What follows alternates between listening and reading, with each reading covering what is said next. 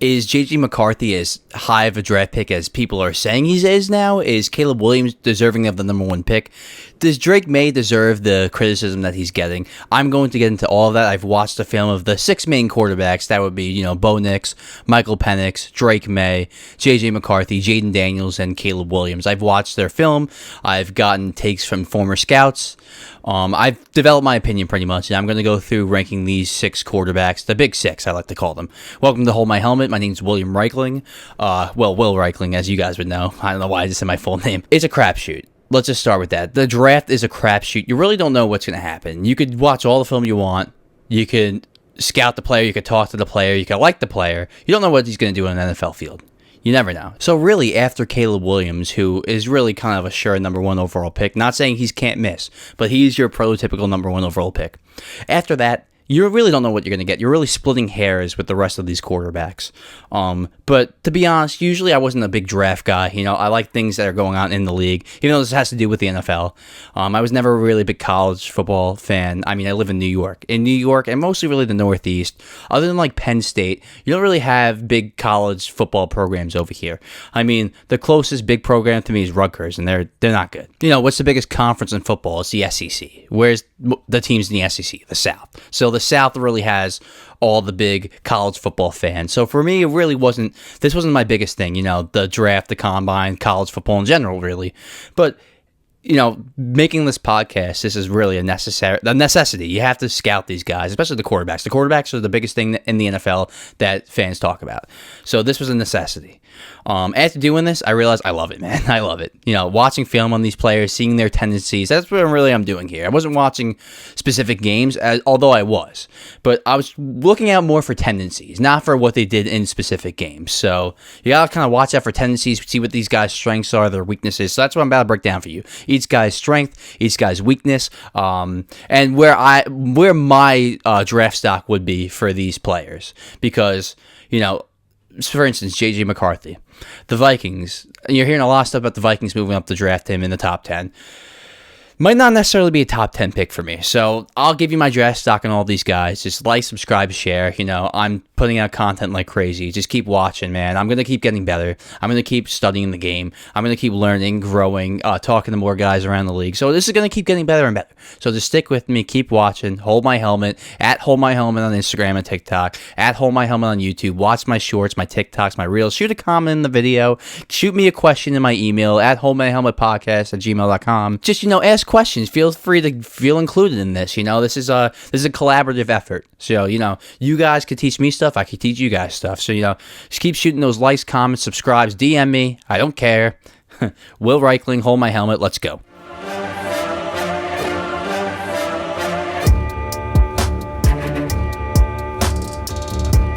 So before I begin I would like to say and emphasize again that this is a crapshoot. This might come back to bite me in the ass a few years from now.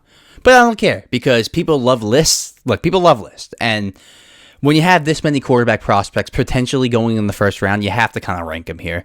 Because, like I said, after Caleb Williams, you're kind of splitting hairs here. It's kind of a preference thing, a fit thing per team, per GM, per head coach.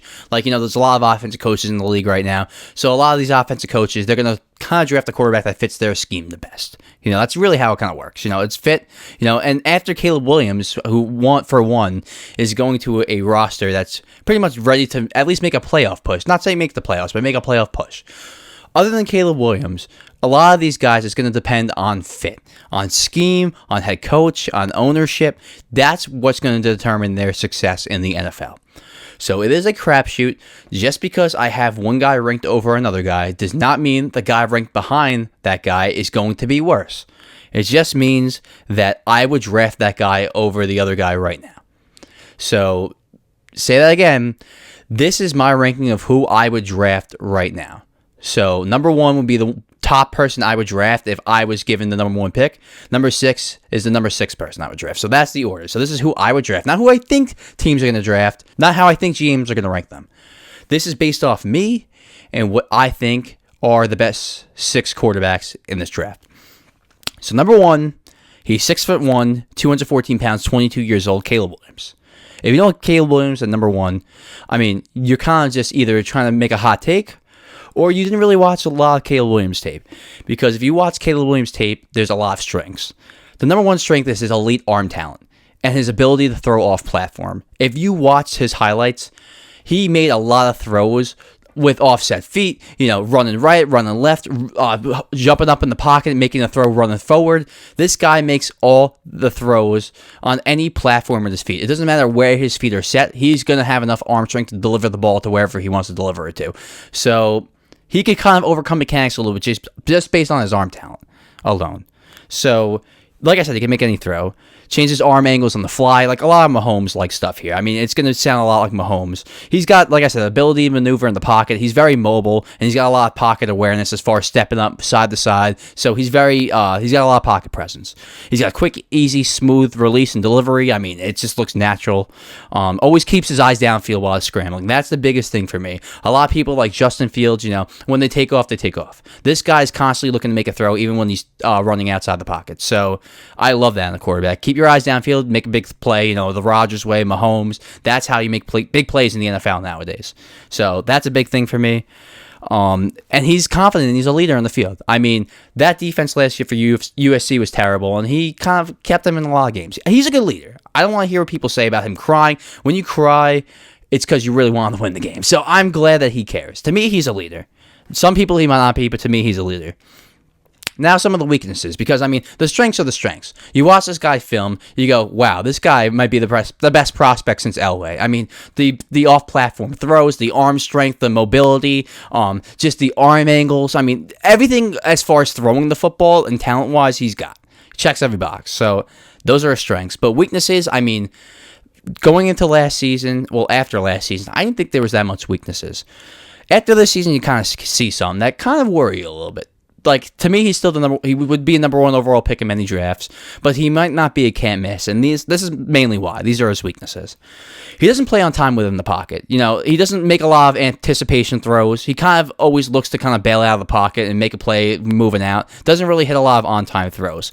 Like I said, he relies too much on his strengths. He plays too much hero ball. Relies too much on rolling out and making a big throw rolling out instead of playing within the play, within the system, within the routes that are being run initially. 31 fumbles in 3 years. He holds the ball very loose. He's a fumbler. He doesn't have the biggest hands either, but he's a fumbler. Naturally, he kind of just holds the ball loose. When he's rolling out, scrambling, he's kind of always had a loose grip on the ball. He kind of just plays very loose. And as a result, it could lead to some fumbles. 31 in 3 years. Too much hero ball, like I said. He passes up a lot of easy throws. He will pass up a lot of easy throws to make the hero ball play. So hero ball is a big weakness for him. And the hero ball could be a strength, moving out, making a big play, but it also plays to his weakness. He also struggles with pre-snap adjustments at the line of scrimmage. I mean, that can be learned over time. USC didn't run a lot of audibles at the line of scrimmage, but he did struggle with that at times.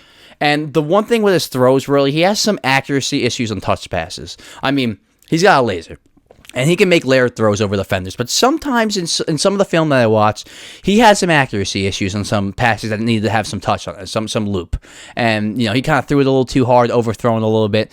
Not often, but he had a tendency to do that at times. So overall, he's the best quarterback in the draft, in my opinion. He's an outstanding prospect. I think he's the best prospect since Andrew Luck, probably. I do think he is a better prospect than Trevor Lawrence coming out. I think he has better arm talent than Trevor Lawrence, although Trevor has the size and everything over him. He does look past the easy throw a little too often for my liking, but Mahomes did that too. And eventually, after year 3, 4, he had a half a season where he struggled, and then kind of learned to take what the defense gave him. And ever since he kind of evolved as a quarterback, I think last season was his lowest yards per attempt in deep ball throws. It's just because he was taking what the defense gave him. And what did he do? He won a Super Bowl. So I think he can learn that. I think he can learn to take what the defense gives him. But right now, he didn't do a lot of that in college. I didn't see a lot of that in the film.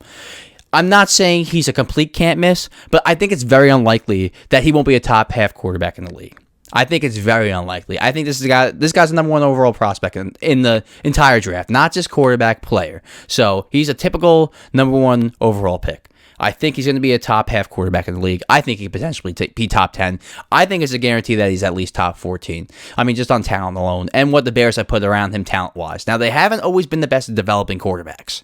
They have not been the best, the Chicago Bears. So, based on history, I think the best quarterback they ever had was Jim McMahon. And he only had a couple good years. Did lead him to a Super Bowl, but only had a couple good years. So Jay Cutler is up there too. So that just says it all. I like Jay Cutler. Had great arm talent, but never won really much. So that's going to be a question mark alone. The Bears organization, they're going to be able to develop a quarterback. I think they can now. Ryan Poles has showed you that he's going out and getting offensive pieces. Added Keenan Allen, added DeAndre Swift. DJ Moore's coming into his second year. I think that guy's a complete stud. They also added Gerald Everett with Cole Kmet. So they are adding offensive pieces. So I like where this is going. I think Chicago has a chance at being a playoff contender in the weaker NFC. So Caleb Williams is the first overall pick. That's my draft stock on him. The number 2 quarterback prospect, in my opinion, I'm going to go Drake Maye here. He's 6'4", 223, he's only 21 years old. So he's young. He's still young. Strengths, he can make big-time NFL throws. Arm talent alone, he could potentially be the best quarterback prospect in this draft. He has a lot of wild plays like Josh Allen, Justin Herbert, big, strong, can move, big arm. I like that about him. Like I said, he's the size you want in an NFL quarterback. He's 6'4", 223. That's the size you want. 6'2", 6'3", and up, that's what you want. Really 6'3" and up. 6'4" is perfect, and he looks big and beefy. Like, he's got some muscle on him, so you want that. Great athlete. I'm not saying he can, run 15, 20, 10, 15 design runs a game. I don't think he can do that. But I think he can move around similar to, like, Justin Herbert, like I said. I think he's screaming Justin Herbert to me as far as strengths and, like, body type and mobility. So he has mobility. He's a great athlete. He's not a Jayden Daniels athlete, not a Lamar Jackson athlete, more of like a Justin Herbert athlete, which is still a pretty damn good athlete. So he's a good athlete. He's got great pocket presence. When he's on, he can move up in the pocket, step, and make a throw with his feet completely lined up with where he wants to go. So when he's on, he's got perfect footwork in the pocket. He's got perfect delivery with his football. So he tends to have great pocket presence when he's on. He can progress through reads. I saw him go through his first, second read in a lot of the film, hit the third guy, stare one side of the field down, jump back to the other side of the field, make a throw. I saw him do that in the film a lot. He knew how to shift defenders with his eyes, go through his progressions, make his reads. I saw that a lot at North Carolina. And he has flashes of elite accuracy at times. Not all the time. I'm going to get into that, the inconsistency. But in some of his throws, he made elite-level throws into tight windows. He could have elite accuracy when he's on, his footwork is correct. But that kind of goes into the weaknesses. He misses easy passes. Too many times in the film with Drake Maye, I said, dude, that is a wide open post. How do you can't miss that, man. You can't miss that. Wide open flats he would miss. Wide open slants he would miss. Wide open crossing routes he would miss. He would miss a lot of wide open throws, Drake Maye. And that is definitely a problem with me. He's too inconsistent with his accuracy. He can show flashes of elite accuracy at times, but sometimes he misses too many wide open throws. He's got kind of a long windup and slower release. It's kind of like a loopy motion. I still think he's got great oomph on the ball when he throws. He's got a great whip, in my opinion, but it's a little bit longer than some of these other prospects. That's something that you got to look out for in the NFL, because a split second, things can change in a split second. You got 0.2 of a second more to go through your windup. That could lead to a sack. So these are things to look out for, definitely. He relies way too much on his arm talent. I mean, he relies too much, kind of like Caleb Williams, too much hero ball, tries to make dumb plays, and this is the one quarterback in the draft where his turnovers really concern me. He's way too inconsistent from play to play. He'll make 3 to 4 wow plays a game and 2 to 3 throws a game where you're like, dude, that was a terrible decision. So it's scary because he's got a lot of Justin Herbert, like I said, and he also has a lot of Sam Darnold, Carson Wentz, terrible decisions, terrible turnovers, and that probably dropped his stock with a lot of teams this season. He definitely has stepped back in North Carolina, but you gotta remember, he doesn't have a challenge of a Jayden Daniels or even like a Caleb Williams on offense. He doesn't have that. So that could be part of the reason why he was trying to play like too much hero ball. But he makes a lot of boneheaded throws. And the number one thing I put in my notes, yes, I write notes. How else am I going to fucking do this, okay? So don't be shitting on me for writing notes. This is how I got to do it. Anyway, in my notes, I wrote in caps, inconsistency. Inconsistency from play to play. One play, he'll look like the best quarterback in the entire college football conference. The other play, right after that, he'll make a terrible throw that reminds you of like Sam Darnold, Zach Wilson. So it's very, very scary. But to me, there's just so much upside there. Overall, I think like he's a very intriguing prospect on his talent alone. If you watch his highlights, I mean, you would think he's the best prospect since Elway. If you just watch the highlights and not the lows, if you only watch the highs, you'd be like, wow, this guy is one of the best prospects I ever seen. But he's very inconsistent, like I said. Misses a lot of wide open throws. That's his biggest knock. I think he's the second best quarterback behind Caleb, just on the talent alone, the size, the age, the durability. I think he's going to be able to hold up in this league. And I think it's just a lot of Josh Allen. I know Josh Allen was the outlier at Wyoming. You know, he wasn't great in college, comes into the league and like really developed.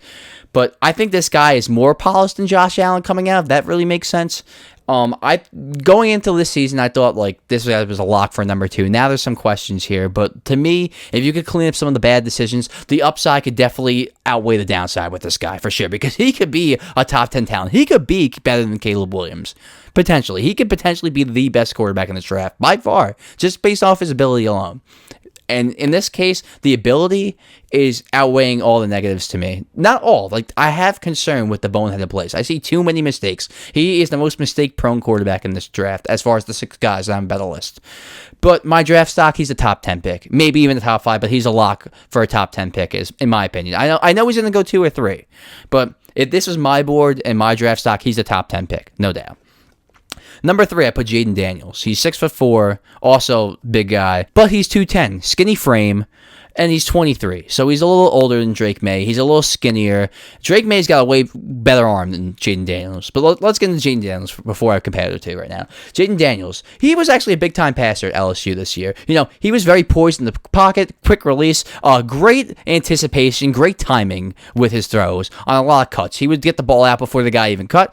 Great anticipation, definitely what you like to see. He has good arm strength, but he probably has the weakest arm out of the 6 guys in this draft. It's good. Not saying it's bad, but it's the worst out of the 6. Because a lot of these guys got big arms in this draft, and he just doesn't have that. You know, with that zip line drive fastball, he just, you know, there's a couple miles an hour like off of that. You know, he's not as strong of an arm as the other guys in this draft. I'm not saying it's terrible though, but he's dangerous with his legs. He's the biggest running threat out of any quarterback in this draft.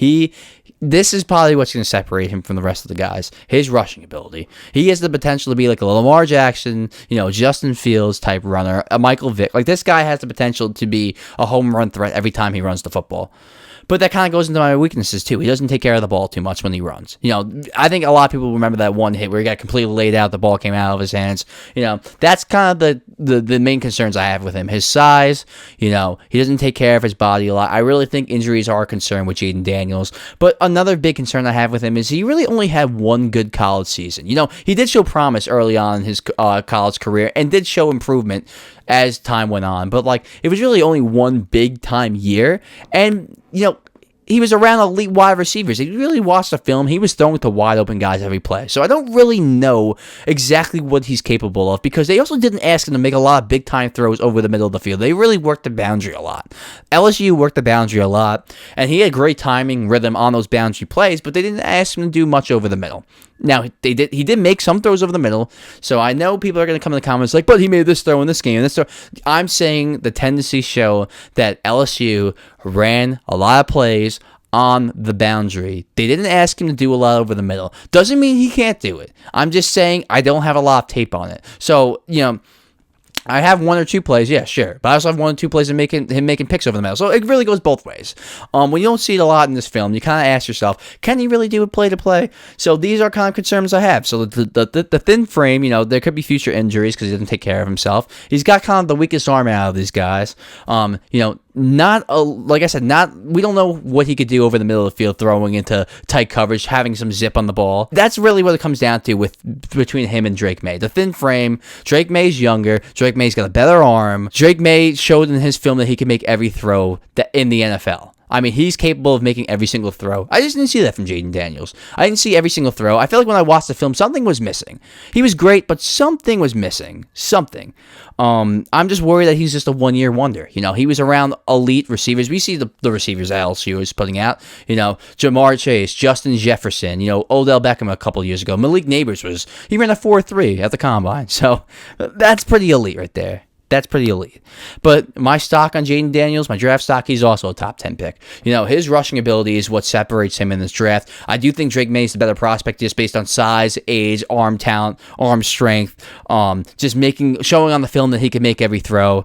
I saw more on film than Drake Maye. I saw more negative, but I saw more positive too, as far as arm talent. So, Drake Maye is the ultimate boomer bust in this draft. Jayden Daniels, it's going to depend on fit too, but the potential injuries are a big concern for me because it doesn't seem like he protects the ball a lot when he runs. But he definitely has potential to be a big-time player in this league just based on his rushing ability alone. He could run around for a few years while he figures stuff out in the passing game because although he did look polished and crisp from the pocket in college, it's going to be a struggle when he gets to the league. We all know that. The game's faster. I know he's playing the SEC, but it's another step. So there's going to be some struggles. I know he had great timing in college, great anticipation, and great pocket presence, but there's going to be somewhat of a setback, but his running ability is going to help him with that. So he's definitely a top 10 pick in my opinion. He deserves to be a top 10 pick. He deserves to go number 3. I'm fine. Look, if the Commanders took Jayden Daniels at number 2, I'd be completely fine with that. I get either way. I just prefer Drake Maye in my opinion. I like the size. I like the arm. He reminds me a lot of Justin Herbert. I know a lot of people are comparing Drake Maye to Justin Herbert, and you could also compare Drake Maye to Paxton Lynch. They have similarities too. So it's a crapshoot, like I said, but I think I saw enough from Drake Maye to say I could work with that. I really could work with that. And if I drafted him, I would be hyped. I'd be hyped for Jayden too. It really is a crapshoot, and either of those guys, I would be fine taking one over the other. I got Drake Maye with a slight edge just on size, arm talent, age, film, just seeing him make all the throws in the film. So that's where I stand on that right now.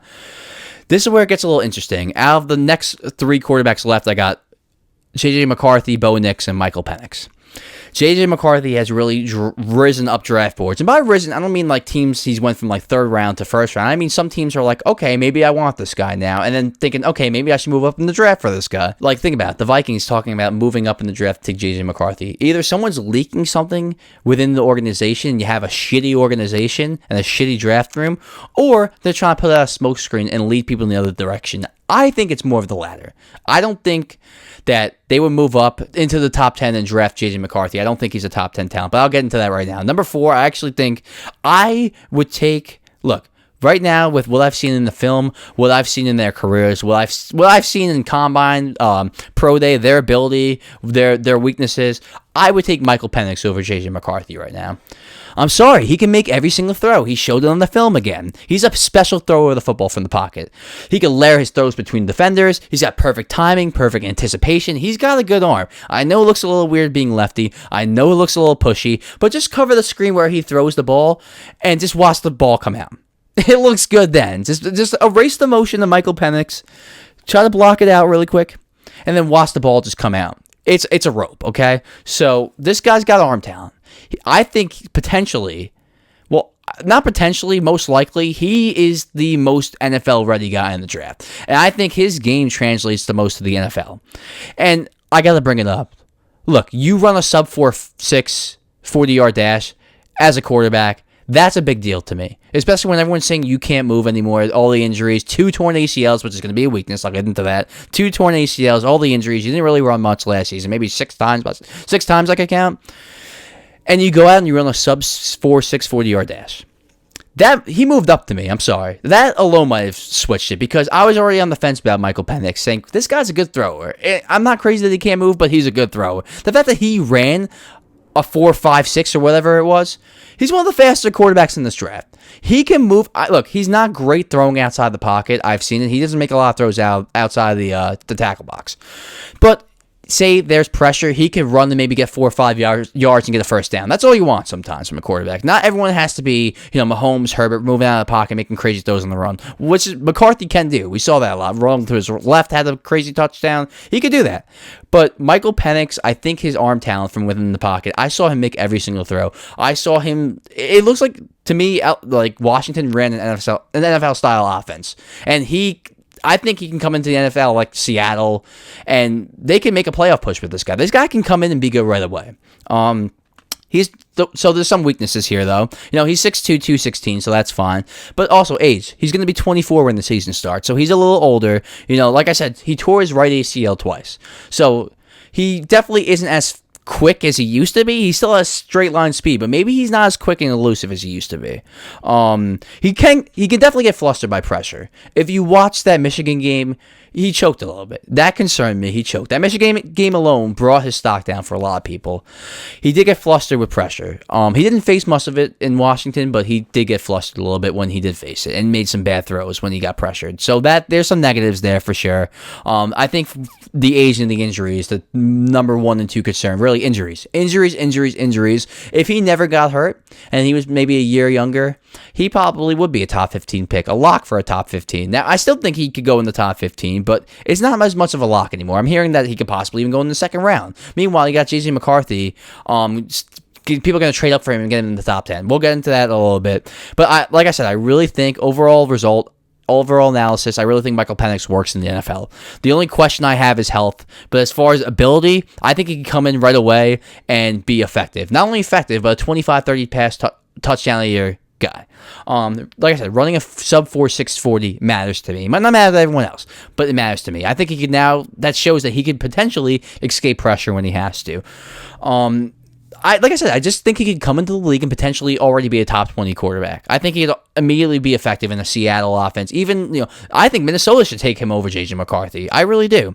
Look, he is going to be 24 by the start of the season. But if he's effective immediately, who cares? It's not like he's Brandon Whedon 28 coming into the league. It's 24. You still get 10 good years 10 really good years from a quarterback from 30. So he still get a lot of years in the guy if he stays healthy. As long as he stays healthy, I think he does have the highest floor out of anybody. I think he's ready right now. What you see is kind of what you're going to get. And what you see is a great pocket passer that showed that he can be fast. He's faster than me, and he didn't even run. So he didn't run much. Maybe he didn't have to. He probably didn't have to. He didn't get pressured much. So it makes sense. But to me, his game translates most to the next level out of any prospect in this draft, probably other than Caleb.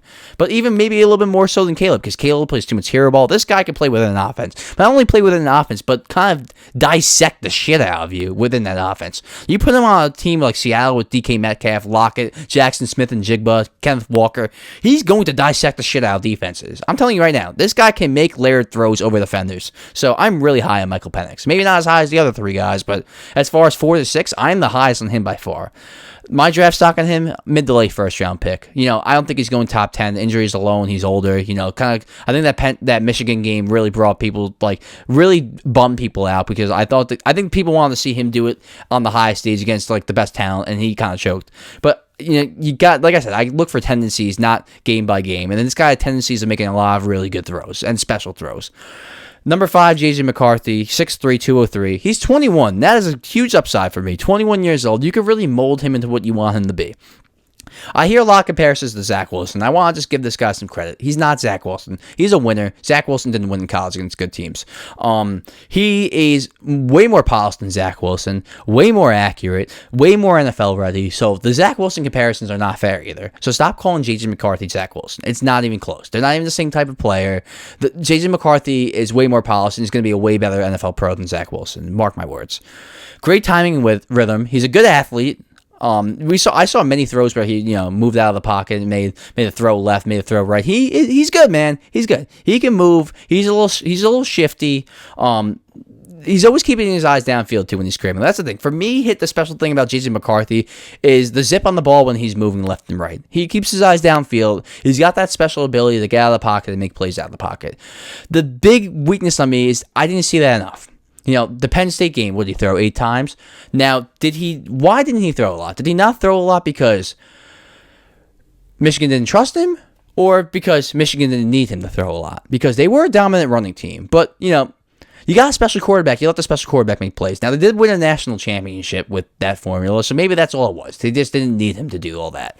But to me, I would want him to do all that. I don't know. It's tough when you don't see it on film. Now, there were 2 or 3 times that you saw him make, big throws on film, outside the numbers, inside the numbers. There were times on film, but it wasn't enough. Just because you see someone do it one time doesn't mean he's going to be able to do it every single time. Michael Penix, I saw way more on film as far as throws. I saw him make way more layered throws. I saw him make way more big-time throws. And I saw him kind of carry Washington to the championship. Jayden McCarthy, they kind of almost won.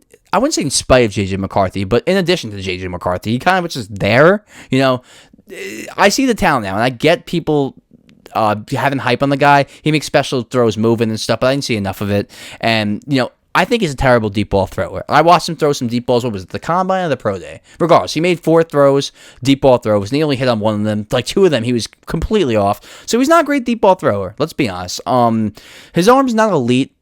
It's not bad, but it's not as elite as the other guys. It's a good arm. It's better than Jayden Daniels, but it's not Drake Maye. It's not Caleb Williams. He's got some zip, though. When his feet are set, he's got some zip on the ball, definitely. But overall take, he's only 21, but it just worries me a lot that Michigan barely threw the ball. Did they not trust his ability, or did they not need his ability to do that all the time? Another thing, he just took the easy throw too many times. There was a lot of times where he had one-on-one matchups, and he chose the easy check-down throw. Too many times. Like, sometimes you just got to go up and let your guy make a play. I want to see my quarterback have some aggressiveness. He played it safe way too much for my liking. Look, he did show that he could make NFL-level throws. He did show that on his film, but I did not see enough of it. So why would Minnesota trade up to get this guy? I don't think he's worth trading into the top 10 for. My overall take, again, mid to late first round. I think Michael Penix is a better prospect. Last but not least, Bo Nix, 6'2", 217, 24 years old. He's the oldest in this out of the 6 guys, the big 6. Strengths, knows where to go with the football at all times. He's probably one of the best decision makers in this draft. He always knows where to go. He's got a whip. He definitely by far doesn't have the weakest arm out of these guys. He's got a strong arm. He's got great accuracy on short throws, and he's got great accuracy on the run. Again, kind of like a J.J. McCarthy, he's good at moving, can make elite throws on the run, and he's a great ad-libber. I think he lives out of the pocket. He lives ad-libbing. He's not a guy that really plays on the script a lot. He's a guy that lives out of the pocket, making throws on the run, kind of ad-libbing, second, third wind, kind of moving out, having his guys downfield, pointing at them to move around. That's kind of what he does. He's an ad-libber, and he's great at it. But weaknesses, he's too check down happy. Way too check down happy. Kind of like J.J. McCarthy, where you see the one-on-ones down the field and he checked it down. One-on-ones down the field, checks it down. Almost to the point where you saw the film, you saw the defenders kind of biting on the short routes because he would still throw it. They would kind of bait him if they're throwing the short route a lot of the time. They would, 3rd and 6, he would have the guy in the slot do a 5-yard out and the guy on the outside do a go. The guy that was covering the corner that was covering the guy on the go would kind of bite up and stop the 5-yard out. And at that point, you look at the 5-yard out, you're looking down, boom, you hit the guy on the go. But he wouldn't do that. He would always take the 5-yard out. So he did that a little bit too much. Again, like Jason McCarthy, I don't know if he can make tough throws over the middle. I didn't see enough of it. He's 24.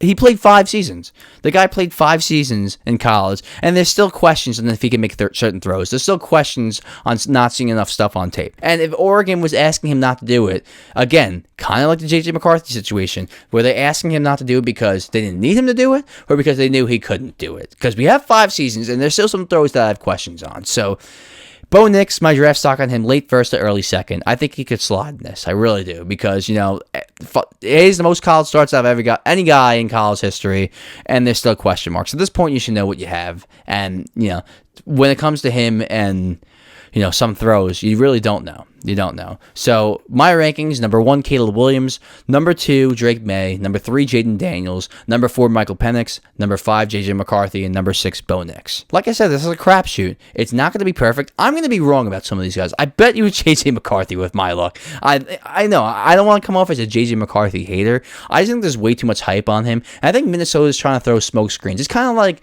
the Niners a few years ago when they moved up to the number 3 overall pick, and you heard all these rumors about they want Mac Jones. They want Mac Jones. They love Mac Jones. And then they draft Trey Lance. It's kind of like a smokescreen, just this kind of thing that you want one guy and you really take another guy. Now, it turned out that Trey Lance was way worse than Mac Jones, even though Mac Jones sucks too. And it turned out that Kyle liked Mac Jones too. He admitted, he's like, yeah, I like Mac Jones. But usually these things are smokescreens. And if Minnesota's telling you they like J.J. McCarthy a lot and they're going to move up to get him, they probably do like him, but they probably don't like him a lot. He is their pawn. J.J. McCarthy is a pawn. A pawn. He's a chess piece. He's a piece that you're going to use to get yourself further to where you want to go. Maybe they want that D tackle. Maybe they want another receiver. I don't know how they would want another receiver. Maybe I'm probably lying on that. Defensive player. Maybe they want Michael Penix. I would take Michael Penix over J.J. McCarthy. Think about that. See you guys later.